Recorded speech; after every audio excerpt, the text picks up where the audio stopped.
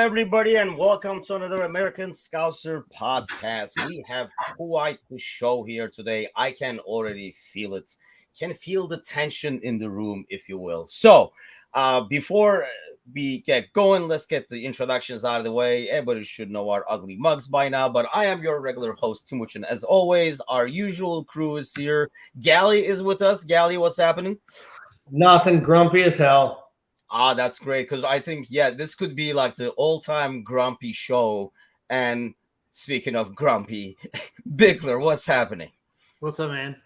Man, it's been like a crazy week in the household. You guys kind of know the whole ordeal, but thought we had COVID. I guess I just had a flu, and I'm almost disappointed because I was under the impression that I beat COVID, and I was kind of going around strutting my stuff saying I'm kicking COVID's ass. Now I'm like, just have a measly cold or a flu or some shit, apparently. So it's not as glorious as we would like it to be. But either way, without a couple of coughs and sneezes along the way, we should be able to get this podcast going. A lot to cover this week.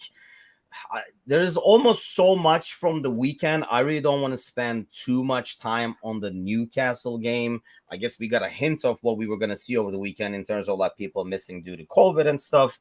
But I figured we will start with that and then kind of come over to the weekend and talk about referees and stuff. Look at you guys nodding, all happy. We're like, oh, he forgot. We keep going and shit. How freaking no. Okay, here we go.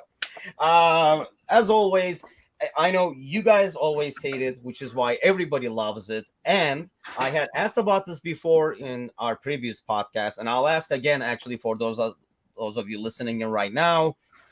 And thanks again, by the way, for your continuous support this year. This will be our last episode from Christmas, and then one more before they go at the end of the year.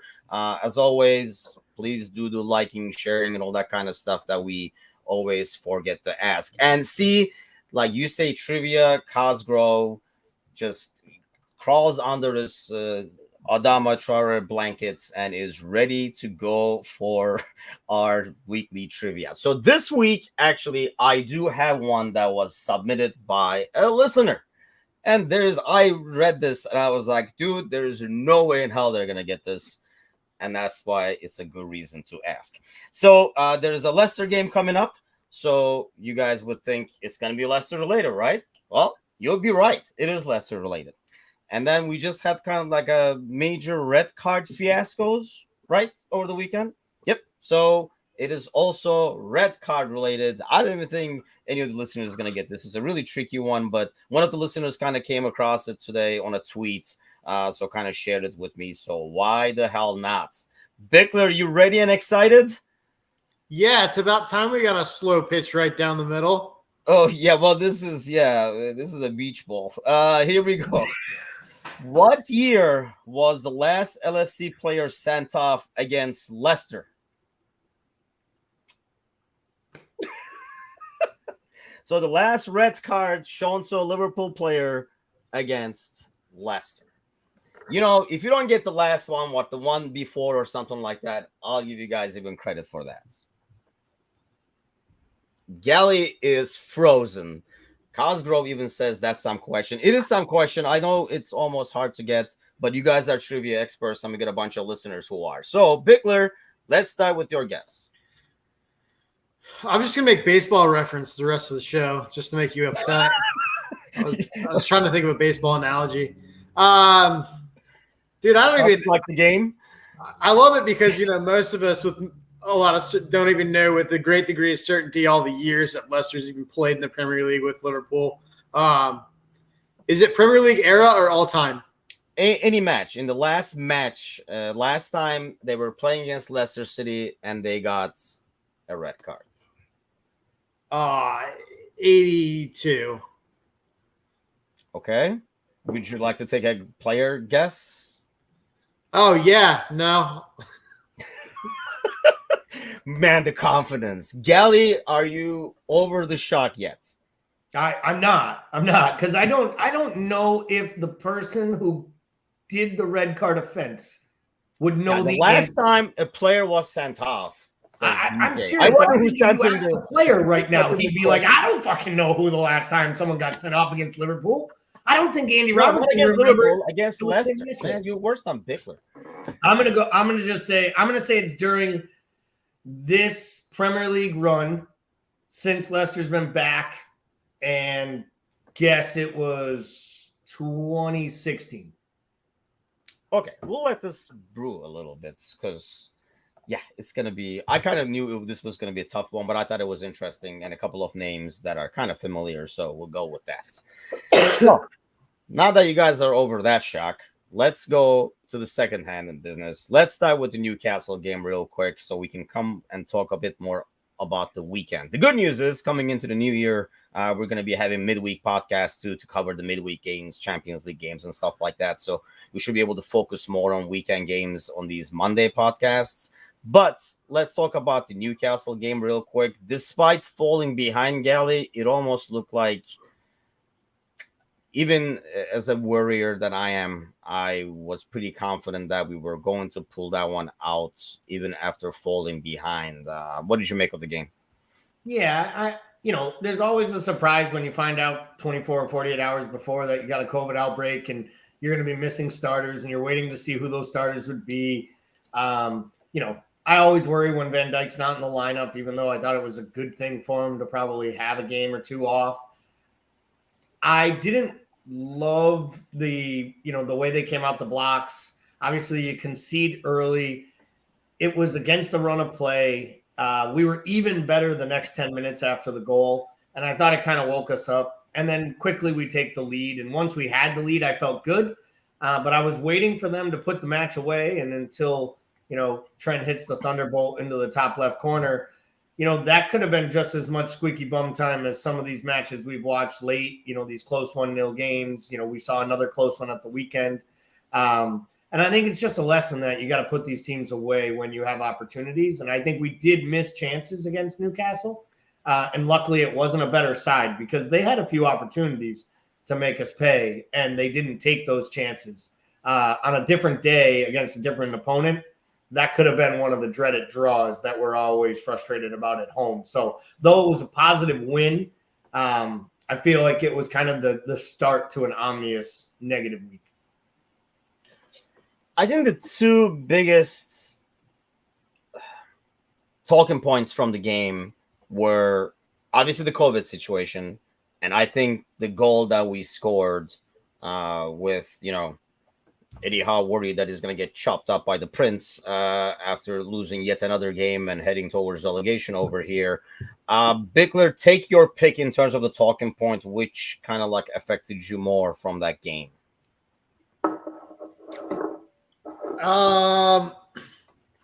Honestly, I think the thing I was most interested is in the first 25 minutes of that match, Thiago seemed hell-bent on being Newcastle's best player.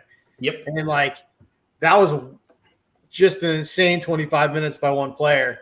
And once he shook that off, it was like that dicey refereeing, Trent's thunderbolt, and then the whole thing with Eddie Howe after the match and whether play should have continued with their men in the box. I think that's probably the most interesting one.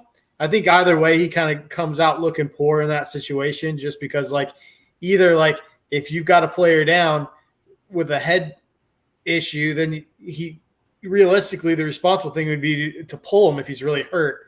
And so he comes out and says the guy's really hurt. He doesn't pull him.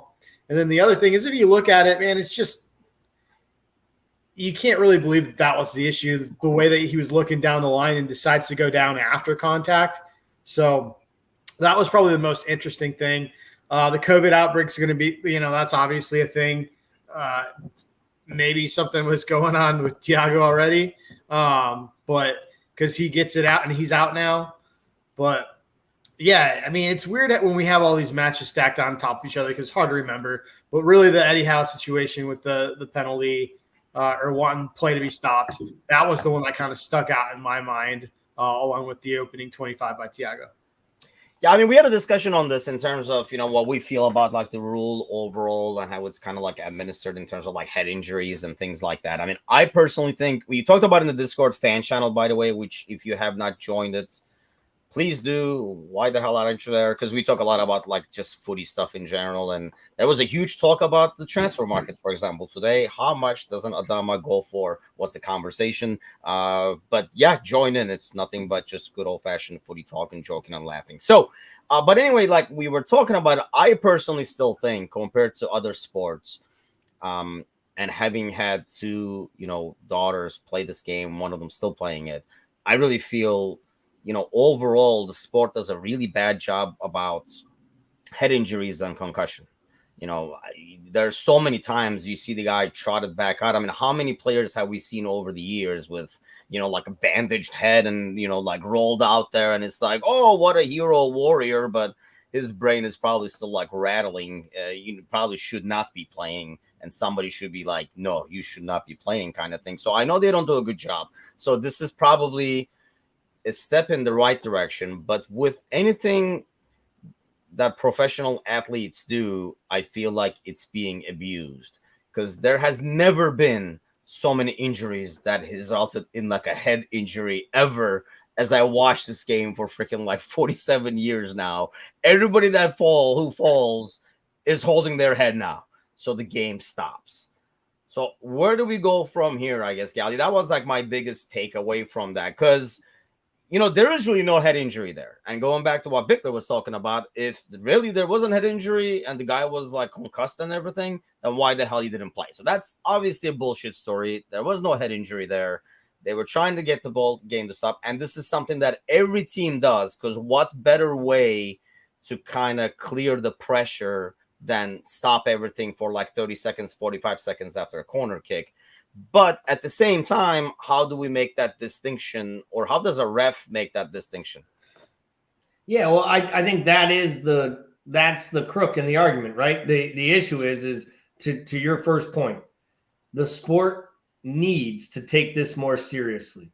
I still remember Hugo Lloris literally being unconscious and waving off trainers, and Tottenham sending him back out to play another 10 minutes and then having to take him off the pitch. I remember Jan Vertonghen actually throwing up on the side of a pitch in a Champions League match against Ajax and going back out for Tottenham after they had the whole thing a month earlier with Lloris, which just proves if we don't protect against themselves, the clubs, the player, etc., they don't take care of themselves. But then we have the other side, which is the deceitfulness, to where they're literally trying to con a referee into blowing a whistle to stop another team's advantage. I think in the exact instance that happened in Newcastle, there is nothing Liverpool can do but continue playing and cross that ball into the box, period. They're on the attack. They didn't see the guy go down. The ball gets cleared out. They turn it to the right. They stand the ball up. Jota heads it down, right? It's a goal. That's a good goal all day long, in my opinion. VAR took a look at it, had the ability to call back the goal and say that they should have stopped play, and didn't deem that anything happened there. So they had an opportunity to chalk that goal off if they wanted to. But I think they saw what we saw, which was two Newcastle players collided, looked like it was a shoulder on shoulder, and then the guy held his head because that was the easiest way to basically defend. And I think we gave an opportunity to an athlete to do their job. And Isaac Hayden's job right there is to not let Liverpool score. And he tried to do something, and it backfired terribly, right? Because in the end, the guy laying down on the floor is the guy who plays Jota onside, because he would have been offside based on the last defender. I know that was like insult to injury, I guess you can put that. Because when I was watching the replay, I was worried about the fact that he was off, and I was like, "Oh, the guy is keeping him on at the same time by laying down." So it's like that's like what happens when a guy twists his ankle and isn't smart enough to roll off the pitch because he wants to stay on the pitch to try to end play, and he's laying on the end line, and then the ball gets cleared, and you tap it in the net, and you're on, and you're playing a guy onside from halfway inside the box. So I don't think there's anything we can do, because I think you have to take the injuries more seriously. I think what they should be doing is doing something the league said they would do forever, which is retroactively punishing players for deceiving match day officials. They did it recently where they actually sent a player off who won. He won a penalty kick in the championship. His team scored the penalty kick to win, and the league gave him a 3-match ban for a blatant dive, which they called a red card and deceiving a match official and changing the outcome of the game. And I think they should do more of that, because the only way I think these guys will stop doing this is if you actually embarrass them a little bit and call them out on the shenanigans. What do you think, Victor? I just feel like that is very hard to prove. Or, I mean, there are some cases where it's obviously blatant. I mean, if you're a poor actor, I guess you're a poor actor. But I mean, if you do your acting halfway decent, it's very hard to say, nope, you didn't get hit that hard. Or because sometimes, I mean, we've all played the game. If you're going full speed, which my full speed is not great, but still, if I'm going full speed, my balance is not that great either. So if somebody like touches me, it does affect you a lot more, even if the touch is not, touch can look minimal, but if somebody is in a full momentum, that's going to affect it differently. So it's kind of hard to sit and watch, I would say 80% of the time, and say, nope, he's exaggerating or he's not, unless your Neymar, where we know you're freaking exaggerating every goddamn time. But let me get my Neymar rant out of the way. What do you think, Vickler? Yeah, so I think the determining injuries and then determining simulation are two separate things for me. I think with the injury situation, the way that you deter that is exactly what happened. You got scored on, nothing got called. But the problem is that relies on the referees as a group and a whole entirely to police it consistently that way across the board so that it gets rooted out. After the last couple of weekends, I think we can all agree that's probably not going to happen. With simulation and stuff, I agree with Gally. I'd love to see more retroactive like stuff for simulation. Whether it be fouls, penalties, whatever it is, just another way of getting competitive advantage. But like, it's doing a huge disservice to these referees and the system in general. And it's, it's crooked. So I think they're two different issues for me. But yeah, I think the only way you root it out in this situation is the no call, right? But who's got the stones to do that consistently and hold it up? Exactly. But at the end of the day, despite a minor scare in the beginning, I thought the whole, like, the Shelby sequence there kind of like wrapped up Shelby in a nutshell. Like, if you haven't watched him play for Liverpool in the past, you could just watch that and be like, I get it. Where he would do something that was like really brilliant. I thought that was like a great shot. And then just do like something totally boneheaded on the other side. And then the rest of the game went like that too. But despite a minor scare and despite missing, Fab and Van Dijk, we kind of like move on. And then we come towards the weekend where games are getting postponed left and right, except 4 games, I think, ended up being played, right? And of course, one of them ended up being our game. And then right before the game, we kind of find out we have even more COVID casualties. And suddenly we actually don't have a midfield, but we end up playing the game. I know we're not going to be on the same page on this one overall. So let's start with Gally's rant first. What do you think of like how this whole thing is handled and the mess? Because I think I used the word bullshit at least 50 times as I was talking about it over the weekend before the game even started. So it's not like, I had this reaction after the game ended like that. And I kept saying this is bullshit and I'm going to be really pissed off if we lose points in this bullshit game because of this. And lo and behold, that wasn't the only reason we lost points. We'll get to that. But go ahead, Gally. I just want to understand. So you were frustrated that the game was played because we were missing three quality starters and a fourth because of something else. That's ultimately like what it was. Because Henderson did not miss this game because of COVID. He was sick. No. And we wouldn't have played no matter what. So we were down 2 of our 3 regular midfielders and Virgil van Dijk. And you felt because we were down 3 of 26 players, they shouldn't have played the match. Here's what I feel. Because they're important players. Well, here's the thing. Who's going to make that judgment? You either postpone all the freaking games, and because everybody is a squad. If the importance of the player does not matter, then everybody should be able to pull out a squad. Everybody has those squads. So that's anybody. I think if we can start Morton as a defensive midfielder against Tottenham, every freaking club has a Morton they could have pulled out and played their games this week. That was our fault. Starting Morton was a mistake. Well, I by understand Jurgen that. Klopp. My point is, people Period. have other teams have the same type of players that they can use to counter the COVID thing. So if you're going to cancel games, you either cancel them across the board, or you don't. You either play all of them or you don't play any of them. So they had some protocols. Listen, I'm not going into whether I think they did a good job managing this. That would be a ludicrous argument. Right. What people were calling for in our Discord channel and on Facebook was it to work in our favor when it worked in our favor. But when we could play Newcastle and we were down a couple players and we could pick up 3 points, we should play that match now. But if they'd canceled these games, if they'd canceled the Tottenham game and it got played in January without Sadio and Mo, all I would have heard about how this wasn't fair and balanced because those guys should have been here in December. They have to play football games if we want to finish this season.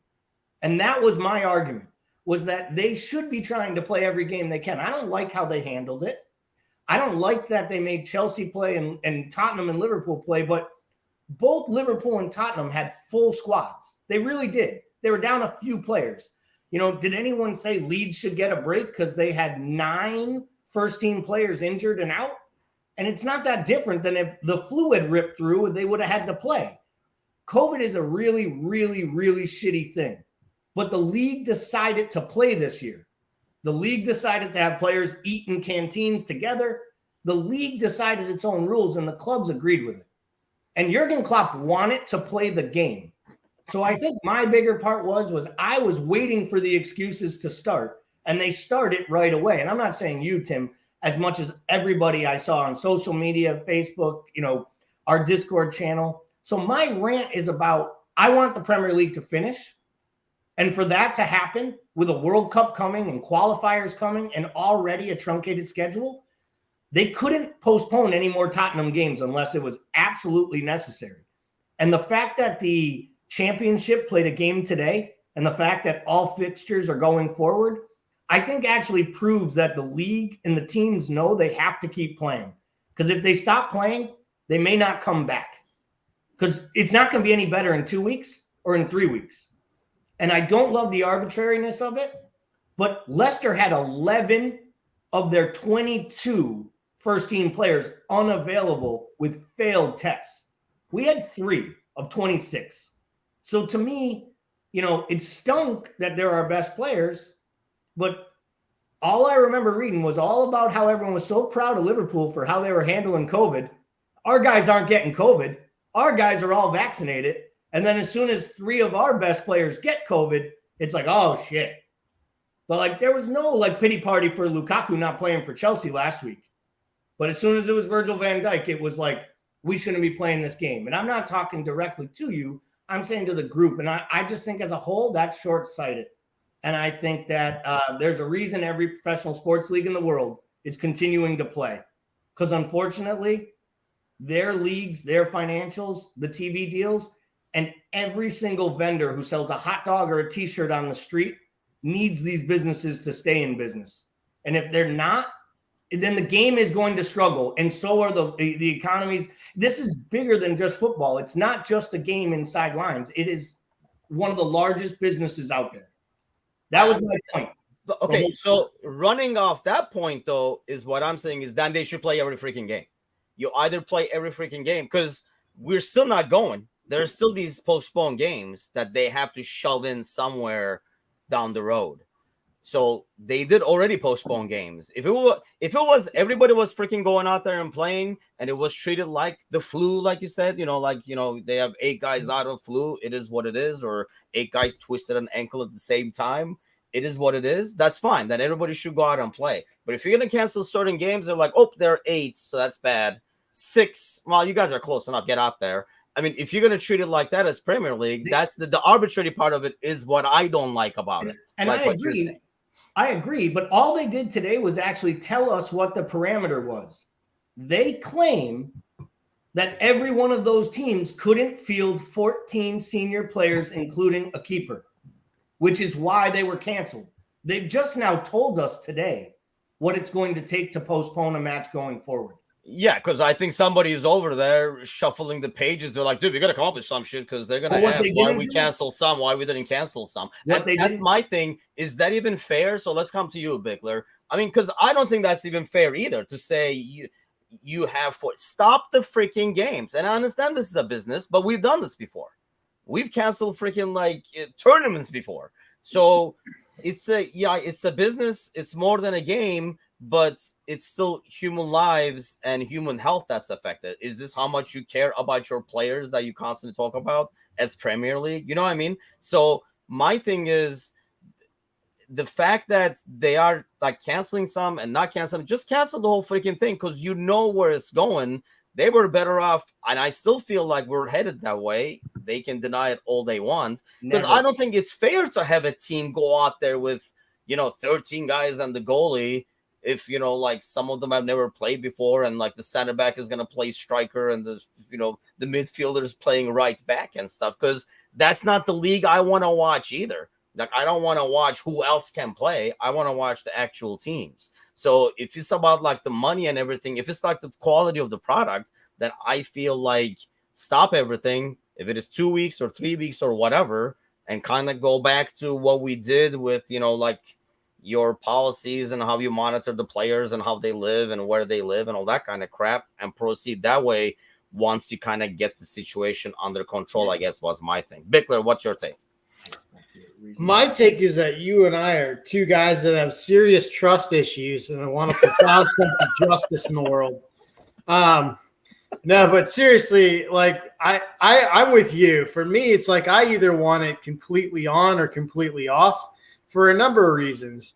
In like the lack of transparency and the ability for fixtures to be manipulated is my biggest worry with that. Just because like you're right, we start playing a numbers game of how do we get X number of players fit, or where's the line and when we call this game and not. And I worry about the truthfulness and honesty from certain managers too. I mean, I think across the board, there's ways that a lot of this can get manipulated and played out in a manner. And my thing is just for the integrity of the league in general, there needs to be some consistent blueprint as to play. And I think the easiest solution is either stop it, do a 2-week pause, or they just play them and you deal with the cards that are dealt, like whether you have healthy guys or not. But yeah, for me, it's you got to either have one or the other. I think the can of worms have everybody open because the games they've canceled are like some of these teams are playing in Europe.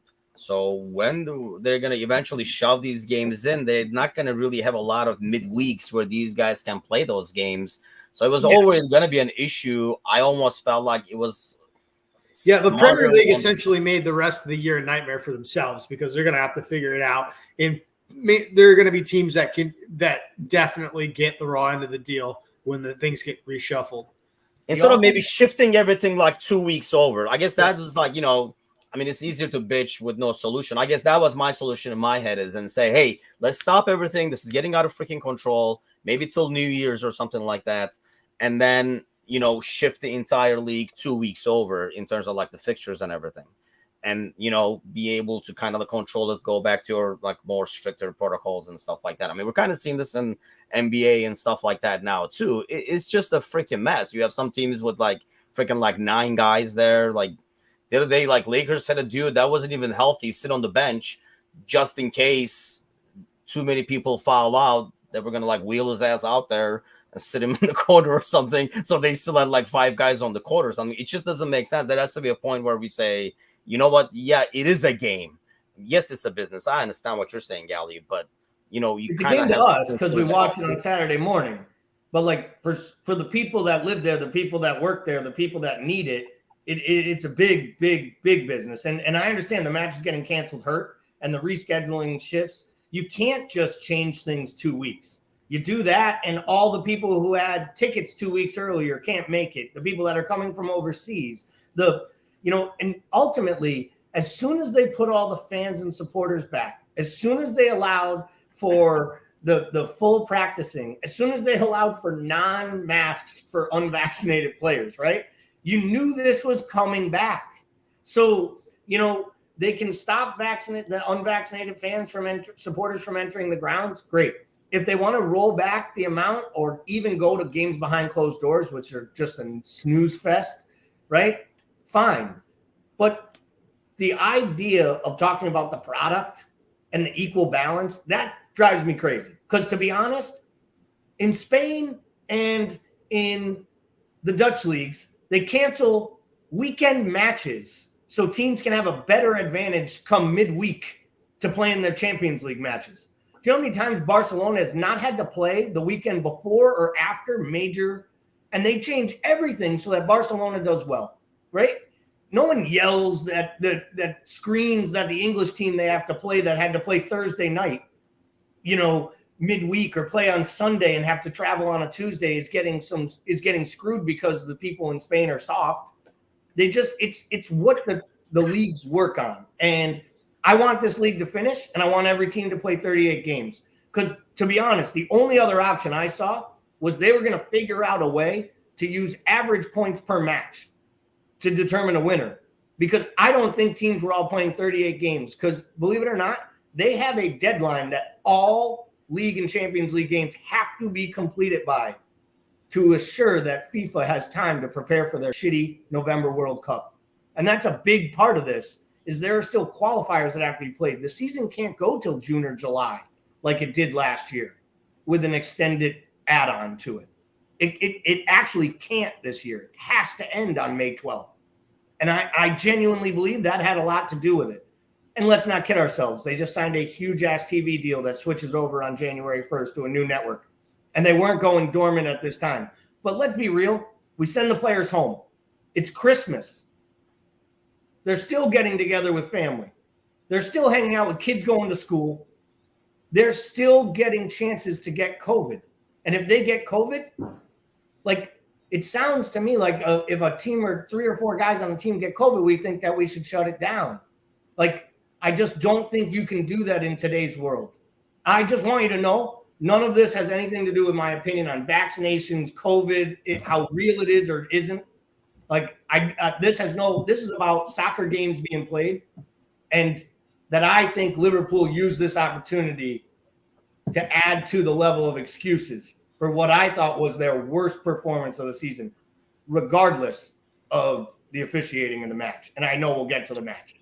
Yeah, so let's talk about the performance a little bit, because I see that's the problem. I find it harder to be that harsh on the performance just because when you remove your midfield, it's kind of going to affect everything that you do. Bickler, let's start with you. What did you make of it overall? And obviously, it's kind of hard to take the refereeing out of it as well in terms of how it affected the game, because a lot could have been different if Kane gets the red and Jota gets the penalty and stuff like that. But let's talk about in terms of how we kind of lined up and how we started the game. Let's go with that, Bickler. I mean, I think we lined up the best we could. That was, and I don't think I hated the Morton inclusion as much as I did after the match, prior to the match, just because, I mean, this is the first match that he's played where he really looked like he was a boy playing with men, right? I mean, he's held his own and looked pretty comfortable up into the time that he was playing the big boys in Spurs midfield. So I hate that. I mean, anytime you got that midfield, you just know you're going to lose it, especially with runners coming through. And I think that's where we struggled, was defensively. They just flooded through there. The reffing, I mean, I think we'll get into that later. I thought it was such a helter-skelter game. It was crazy. It reminds me of that first match we played Leeds, when Leeds came up. When Leeds first came up, and it was just the most chaotic 4-3 madness ever. Yep. This was that with worse quality and shittier reffing. And it was terrifying. It was just we were so open at the back. It was like two teams that just carried each other the entire game. And I thought Allison cost us the game, but I also thought that he saved us the game. So, I don't know how you go with that, because, I mean, Spurs could have been up 4, had 4 in the first half easily. that he made some. It was a combination of Dele Alli being who he is and Allison making some huge stops. And I thought we did some good things offensively, but it was just there was such a huge disconnect in midfield. It was hard to consistently get the ball to Mo for the first time. And we've seen that in ages. And I mean, I think the story for this one is going to be the COVID and the reffing. And we came out worse for the wear on both ends of that. I don't want to whine about it. We weren't the only ones. But the last 2 weeks around the league have been scary bad for officiating. Yeah, so before we even get to refereeing, because I think we can probably have like a full podcast just about that BS and the whole VAR concept. But Gal, you kind of alluded to earlier in terms of like, maybe Gordon not being in there or should not be in there. It was almost like a mistake. Did you think that was the ideal midfield to try it out there, knowing, we don't have the regular dudes? I don't understand starting this match. I would argue with who was available, the most in-form and quality midfielder probably was Ox. Playing right now over the last week and a half, 2 weeks, played the most minutes of any midfielder that was available for that match and had been playing a pretty good job, doing a job in that midfield when he got minutes.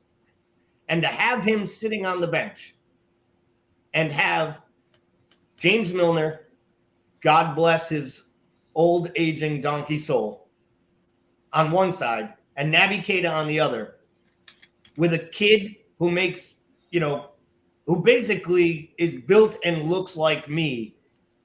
I know Kazi and me made the joke, and I'll steal it from him, but he looked like a kid where they read out the ticket number of the person sitting in seat 80 of section 4. Today is your day. And then they gave him a big jersey and he walked out. Because you know what happened? He tried early to do what he did against Milan. And I think it's easier playing a dead rubber on the road in Milan to jump in Ibrahimovic's face, take a ball off his toe, feel confident, grow into the match. That and showing up playing a road game in the Premier League, being the defensive midfielder sitting in front of what isn't your best center back pair. So where I will say this, I don't know who else you start, because we've had this, me and Paul have both said, when you start James Milner at the 6, there's nothing worse than James Milner trying to sit deep, because he's going to go forward, he's going to make a play, and he doesn't have the legs anymore to get back. It's just a yellow card waiting to happen as he takes someone down in midfield as they run past him. But Morton was having people run past him. He almost looked lost. And for that, I just think the kid got put in a tough spot. This would have been a great day for Jurgen to say, like, all right, today I do something I don't do. I break, we all laugh at Pep when he switches up his team. And one day he's got John Stones sitting in midfield, sitting in the 6. And everyone's like, why is John Stones playing the 6? And it's like, because Rodri and Fernandinho aren't available. And he knows that's what gives him the best chance today to win. So maybe that was the day. Maybe yesterday was the day to have, Gomez and Konate at center back, with Matip playing in midfield, with Keita and Milner playing a little bit less attack-minded, a little more sit-back, dropping in between, being more of a back 3 when we were out of possession. I don't know. But I'll tell you this. You could see 20 minutes in it wasn't working, to Paul's point, when they could have been up 4-0. And we did nothing to change it. And on the 45-minute mark with 15 minutes, he did nothing to change it until we were 60 minutes in, and every one of us had asked for Keita to be subbed off twice. And then we had to remind ourselves that there was actually a player in the midfield that probably needed to come off first. And for me, it just looked like Jurgen wanted to play the game to prove his squad was deep enough, and then put out a lineup that just didn't bode well and match up. But now we're going to get into the refereeing, which probably should have made this a 5-1 outcome if it had been handled properly. That's true too. Before we get into the refereeing, I mean, I'm kind of on the same thing with Vic, but I think like when I saw the lineup, I didn't have a big issue. But I think to your point, Gally, I think that made a huge difference for that kid, is the difference between playing a game where there's absolutely zero pressure. You could have lost 10 balls against Milan and would not matter, would not affect the club or the team whatsoever. Whereas, this is obviously a lot more important, a lot more on the line. It affects the long run. So obviously that pressure got to him, and he did lose. And let's face it, even Tottenham in their current stage, which they were not good, I thought at all. I mean, if it was like our regular midfield, I think we would have pulled them apart. Or a ref who can see things, that would be another story. But I want to talk about Keita first, because we did. I mean, I know I get the hassle for ripping on Keita all the time. Bickler gives me shit all the time. But like, even in the goal that we conceded, I know Trent's pass was not well, and I think this was like a discussion we had on the Discord channel during the game. I feel like his timid play and not going in 100%. And I know this is because of his injury history, so he's playing a bit more scared, or that's his overall style where he plays a little too casual. And I know Thiago does the same things at times in terms of with the ball. He can be a little bit too casual. Against, I think it was Newcastle, he gave the ball away a couple of times. It was just like, hands up, constantly apologizing and stuff. But more than that, I think when you compare him off the ball, I feel like Keita, he's a great stealer of the ball, but he does not use physicality at all. If that same pass is going to Milner is either killing somebody or getting killed, or something is happening, but Milner is going to that ball full speeds. Whereas Keita was like, I don't think I'm going to get to that. Did not go full speeds. We turn the ball over, ends up being a goal. But what do you make of his performance, or is it just me ranting about Keita as always, Bickler? I'm going to use a baseball analogy. Keep going. Keep trying. He's a real home run hitter, and that he's either going to hit it out of the park or he's going to strike out. No, in all honesty, that Naby's like, he is a high-risk, high-reward player. I mean, to me, he sits in the channel. He sits in the half space and tries to eat into passes, and he gambles a lot. And it either comes away with a sweet strip in a really dangerous spot, or he gets smoked and you're on the back foot and you're vulnerable now.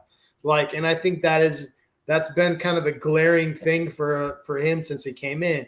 I do think he's better than he gets credit for still. I mean, you even look at the shot, like he very nearly scored with the half chance that he had, So, I mean, people forget about how good he is offensively going forward. Everybody wants a creative midfielder all the time, but they don't appreciate when Naby does that stuff. But yeah, he's a killer in terms of turnovers in the middle of the pitch. And I agree with you. I think that, there is it's almost like a lack of urgency at times in bad spots on the pitch. I definitely agree with you there on that.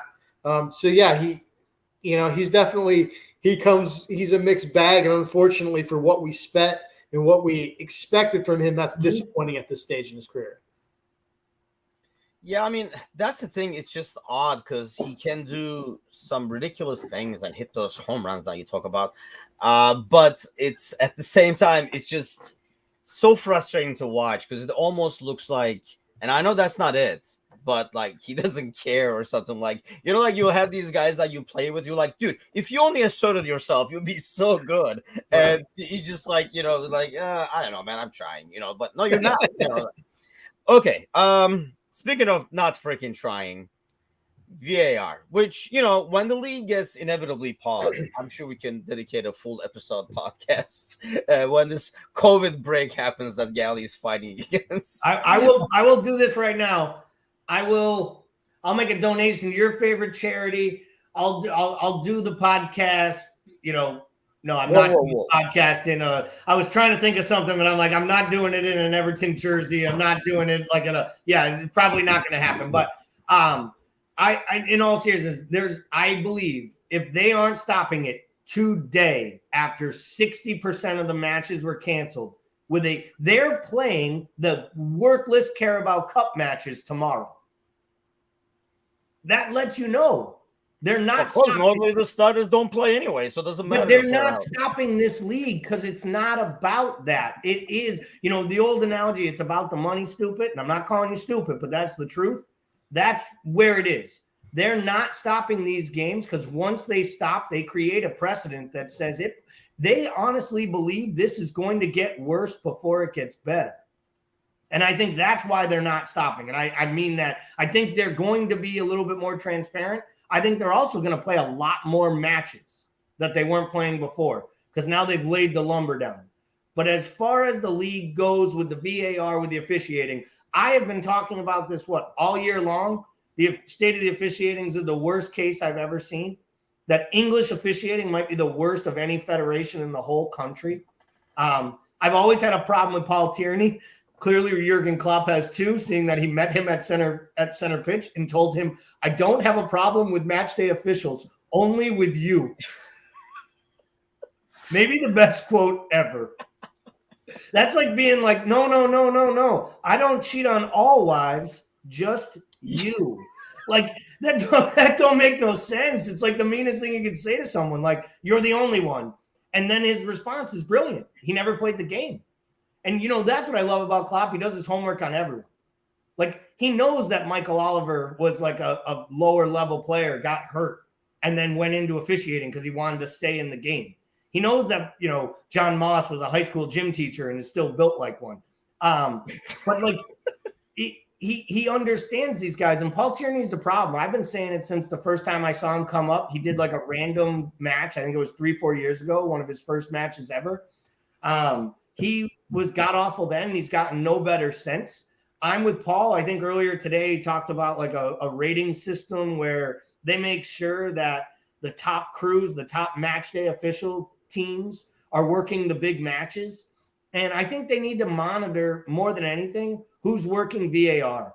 And I hate giving, ex blowhards like Neil Barnett or, Rio Ferdinand any credit, but both of them have been saying forever, you can't have the same officials running VAR. It's supposed to be two different entities. And if they really wanted to do it right, and God knows we shit on MLS any chance we can, right? Do you know MLS got rated like the best video review system in all the world? Because they don't actually do the clear and obvious errors. They have like different criteria. And the crazy didn't have even slow it down. Probably just tell in real time. Well, that's a whole nother story. That's because this game is going in slow time. I'm sorry. But to be totally fair, do you know why it worked though? They spent the money. They hired Howard Webb, and they told Howard Webb, one, you can't officiate any United games. But in all seriousness, what they told them was you're not going to have anything to do with on-field refereeing. We want you to maintain and manage a VAR system that will work for us to centrally manage this when we have games being played in 3 different time zones in 2 different countries. And they do a better job of it than the idiots in England who are just protecting the shield. They're just protecting their buddy. So as soon as Chris Kavanaugh heard John Tierney say, I saw it, I know it was nasty, he was like, yeah, I'm good. You don't have to look at it. And it's a ridiculous rule. Kane has to be sent off. His response is ridiculous. The penalty, I think it's a penalty. I think you probably both think it's a penalty. If it's called a penalty, it never gets overturned. If it's not called a penalty, I can see it not getting fixed and overturned, but he should at least take a look. I had a bigger problem with the 9 other yellow cards, including one for Descent to Keita for doing this. Like, he lost control of the entire match from 5 minutes in. And it was basically clear and evident. And, booking Klopp, everything was off the charts bad. And right up to the Robo thing, which I'll let you guys talk about because, I don't know how much more. I think, like I say, I figured like there's no even need to go case by. I think we're all in agreement that, the red on Robo is one maybe we can discuss because I thought it was too harsh, but I guess I can see it being given, and I don't think I would have fought it as much. The reason we were, I think, more outraged and they watched it and stuff was because of what happened with Kane earlier. So, you're letting that one go, but you're going to go back and watch this and Red Child to show the red on this. And I think, it goes back to VAR being, it's part of the same club. So you're not going to make the other guy look bad because as you override him more and more and more, obviously you're kind of like exposing the guy, your boy in the middle, who next week is probably VARing your game. So he's going to return the favor and stuff like that. And I think this whole to use a baseball analogy so Bickler understands, like the strike zone constantly changing, as they say in baseball. That's, I think, the inconsistency in the game, the way it's called. And I realize, like, some things, there are going to be some refs that let certain things go a bit more than others and stuff like that. But you kind of get the feel of that once the game starts, right? You're like, okay, today I'm going to be able to get away with this. As a player, you kind of know, okay, this is going to be called today. This is not going to be called today. But when that constantly freaking flip-flops, it's kind of hard to play too. And I think that's what some of those yellows were.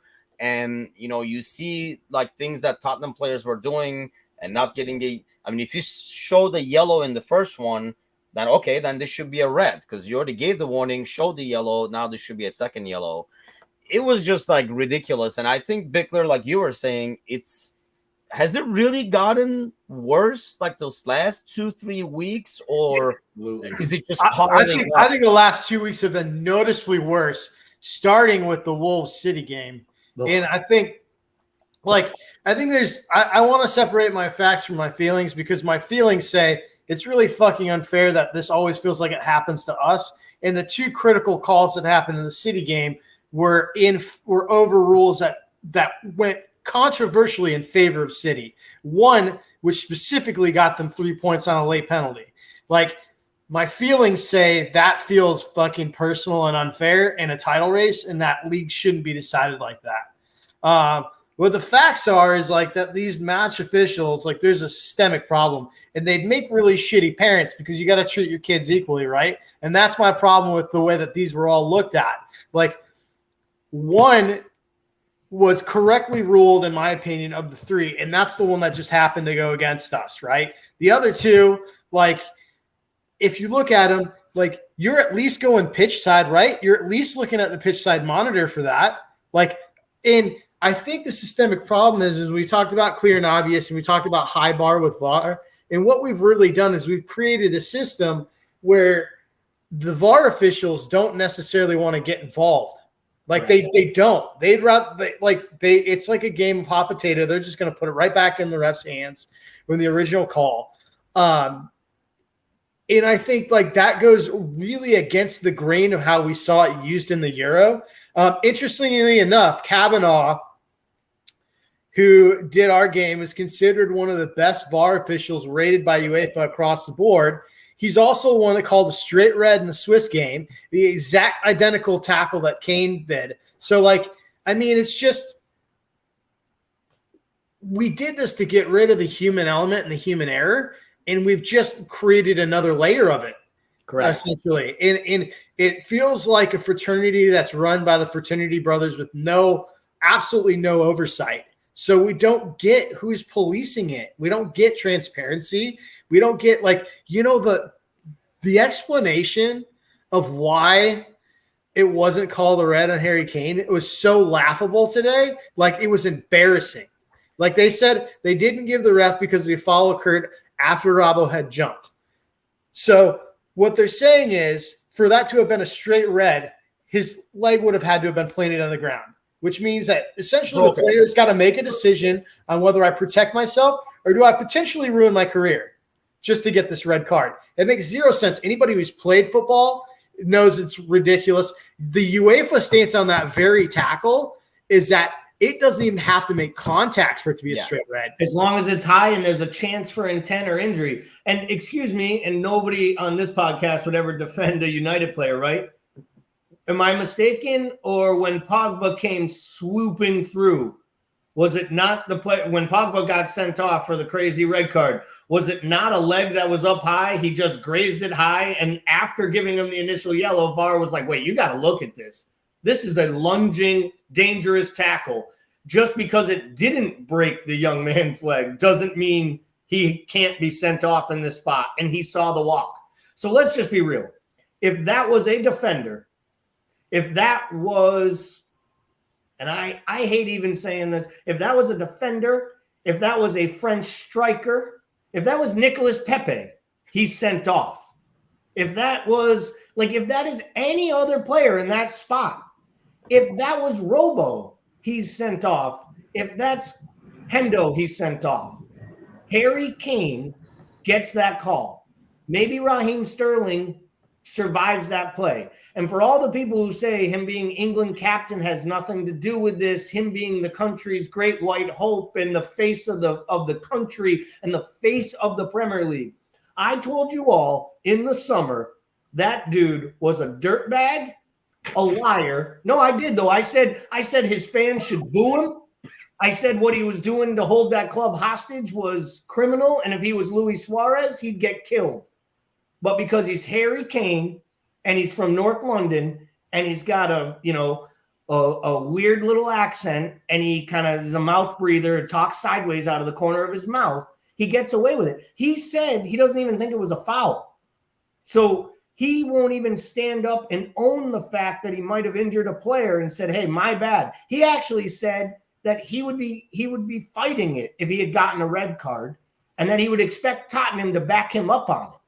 Same club. Bear in mind, you're talking about a guy who claimed he scored a goal that he didn't score, so he would get the credit for it. So yeah, what he says has like zero weight. But he's just going to your thing, like if this was Son who did that tackle, he's definitely getting a red because he also has the history for reds too. So it's kind of like, but this goes back to my baseball analogy that I don't want to get wasted over here with the whole strike zone thing. But I mean, that's the thing. This could be like a 2-hour podcast. But when the league, first of all, we need help from listeners. So when this league does come to a stop, if it does come to a stop, we need some kind of a punishment for Galley because he could not come up with one. He almost did, but then he kind of backed out, right, Bickler? He was about to spit something out, but he kind of backed out. So we need something from the audience. I would rather the listeners. I'd rather the listeners come up with a way to embarrass me for a league stoppage that won't happen than coming up with ways to embarrass me with trivia questions I have no fucking chance of getting the answer to. Well, good thing you reminded me, buddy. What's the answer? Let's go back to that. This BJ is actually the one who did submit this, so you guys can thank him personally in the Discord fan channel afterwards. And the question was the last red card that we saw against Leicester City. And I am shocked and appalled that you guys had no idea. No, seriously, I kind of knew you guys would have no clue. 1999, David Thompson is actually the red. Actually, the only two reds against Leicester City is David Thompson, 99, and 98 is Jason McAteer. Right. How you guys don't know this is beyond me. But okay, I'll try to get something simpler for you guys next week. Honestly, he came with this, and I was like, great, because I didn't have anything ready yet, so went with that. But since Galley is not irate enough, at least not to my liking, I thought we were saving let's talk about fantasy real quick. Another reason why I'm freaking livid, Bickler, about this whole COVID thing, because 90% of my guys are not playing, the teams are not changing, but then when these guys come back and play the games, if I use triple captain, I'm going to get 6 times the points -5 squared. Hey, man, don't overthink it. Just play your best guys, you know? Yeah, exactly. As long as I have 13 and a goalie. So going back to the league, despite all this mess, Kelly is hanging in there. I think at one point she had lost the top spot, but she regains it back, 56 points. On top, she has 1,208 points. I scroll down, actually had a good week. That's why he's constantly wants the league to go back. That's the only reason you want this league to continue, so you can hopefully cash to Kelly in the long Now run. the truth is coming out. Exactly. I did it. It's not about players. I want the league to continue so I have something to do. It's not about Saturday and public Sunday health. mornings. I'm not we going to can lie. have nothing but trivia for like a full hour. Imagine the joy in that. This is like the War of Roses, but in your house. Chris Gallivan is 5th. Good week with 72, 1172. We scroll down to the mess that's Bickler and I. I'm a better mess than Bickler. Bickler is 45th, had 48 points, 1,065. I had 43 points. Only 107 behind you, Gally. I'm coming. Yeah, and I'm right behind. Don't worry, with all these extra pileups, you'll be good. Here. But I'm saving my double bench triple captain for these weeks where there's going to be 100,000 games to make up for the games that are being canceled and stuff like that. So let's touch up. We've kind of like coming towards the end, and hopefully, maybe we will have like our first midweek podcast this week and talk about the League Cup and see if there's a game this weekend to talk about. But real quick, Wednesday's game. Do we care? Do we care not? Gally. I care. I want to win it. We're the best team left in this tournament. We should win it. Bickler. So do you expect like a lineup that's designed to win, or do you expect a lineup that's... I expect a lineup that should still be better than the lineup Leicester can put out there, because they're in an even worse shape with health, fitness, and COVID issues and injuries. So we should put out the best lineup we can, get Gomez runs. You know, Samika's got to play 3 more games. We didn't talk about this, but, you know, the real thing is we're lucky we have this game, because Robo gets a 3-game ban in a tough time. So we're going to get a lot of the Greek scouts, twice against Leicester and once against Leeds. At least Robo will be back. Imagine how tired he's going to look. It isn't. No, he might fall asleep in the 70th minute. But no, I expect this to be a rotated team, but I expect, you know, I'm hoping Origi's back for this match. Maybe Taki and Origi and Kai Gordon. Midfield's probably going to see Morton out there again, which is good for him to get back right on the horse and see if he can't put a good performance in.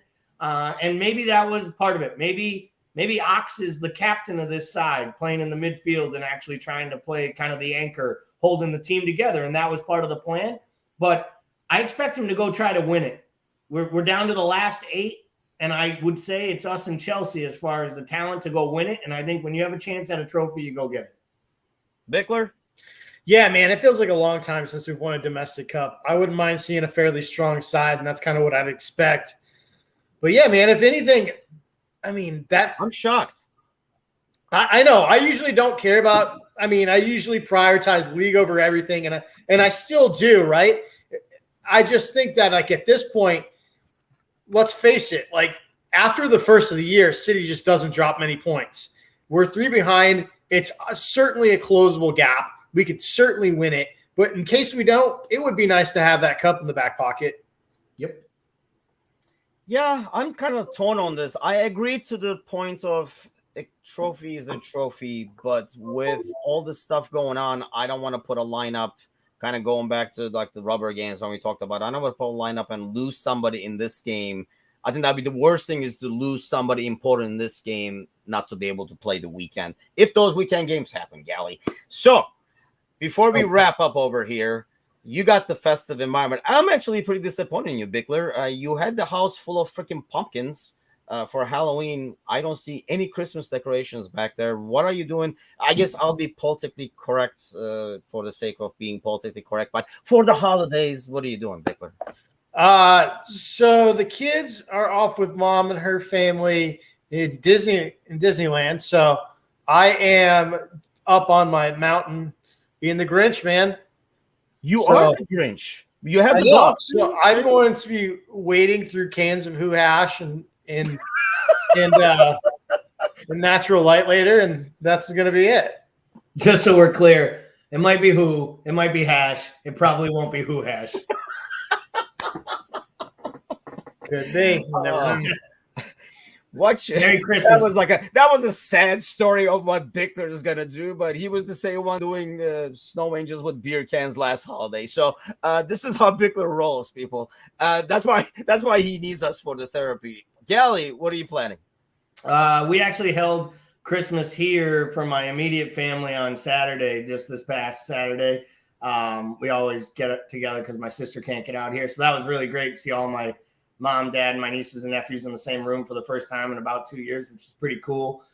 Christmas Day, we go over to my sister's in the morning, little brunch, open some presents, do a little day drinking, go take a nap, watch a little football, wake up on Boxing Day, and watch a whole slew of Premier League matches. You know why? Because 10 of them will be played. Yes, as long they as might be guys like baseball where there's a lot of double headers. Hey, it might be 10 Premier League matches with 55 Tyler Mortons. But you know what? It'll be 10 Premier League matches, and it'll be 10 matches closer to them hopefully lifting a trophy at the end of the year. Again, I'm not saying I think it's the best product. I'm not saying I think it's the best thing for the league to do. I don't believe they have a choice, and they know it. And that's why they're going the route they are. And when you show me any league in the world that has stopped playing games in the last 6 months, what league has stopped playing games since they restarted? And you know why? They all knew they could take a break, and they had to because society required it. But once they came back, they knew the money required them not to stop again. They tried to put in parameters, and it didn't work. And every league is shuffling now. In the shuffle until, a couple years from now when this is actually behind us. And I do think it's going to be that long where this is going to be part of our lives. But I just think it's changed the landscape of a lot of shit, including pro sports. Yeah, I don't know. I just don't see it getting better. Let's put it that way. The MLS stopped. That's good. Not mid-season. Yeah, the season's over. I think it's not because it's over, actually. Yeah, I was going to say, it stopped because they felt bad for their fans having to watch in freezing cold. I'm just trying to be positive, all right? That's a good thing. Hey, baseball's on strike. If COVID did one thing, Timuchin, it killed baseball for you. There you go. Hey, that's one. Well, baseball is a bit of an unhealthy, obese product. It was right for it. Yeah, despite all these baseball analogies, I'm not gonna. We're already way over our regular time. I'm not gonna go over my baseball rant, but yes, I heard the strike thing and I laughed. And I laughed because yes, that's great. But honestly, the first thing I told my wife is good. At least we won't hear any bullshit news about like spring training, all that kind of crap coming up. So where they go to Arizona so they can play, because God forbid they play indoor.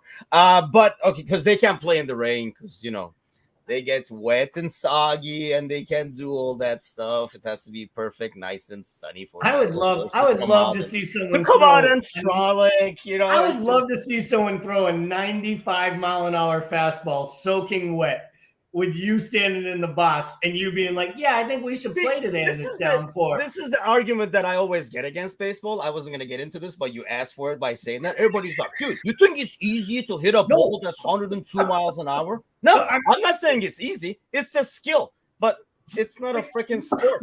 You're throwing it with your hand. They do it for safety. Like, it's pretty much a real thing. I agree. It's a soft sport. I can't stand it. Haven't watched a game in years. But to be totally fair, the idea of playing in the pouring rain is kind of stupid. Dude, there's like 2 drops and they're like, "Let's go in, guys. It's raining." Anyway. This is how Americans talk about soccer. But that's what drives me crazy, even crazier. I know. When you have guys over there who can play in the drizzle and then to make fun of football players because they rolled around a couple of times after getting kicked is what just think it's one more reason for you to dislike Neymar, which just gives you one more reason to live. BJ says it's like swimming. Swimming isn't a sport. It's just avoiding drowning. That's pretty good. Which I'll give him that. But yeah, we'll do a segment where I mean, this could go for like a whole year if we did a segment for it where I bitch about an aspect of baseball every week. So this week will be the rain delays, even in the drizzle. Next week I'll have something else. Trust me, there's enough to go. At least a year's full of episodes. But to everybody listening, whether you celebrate it, happy holidays, Christmas, whatever you celebrate. Hope everybody has a great weekend. If the games are going despite what we think, if Gally is right and these games keep going, but we do need some kind of a punishment if these games get canceled for Gally. So send those in, and for God's sakes, keep sending these trivias in because it only drives them crazier, which we like seeing. Thanks a lot, guys. You guys have a great holiday. All the listeners, everybody as well. See you guys next Monday.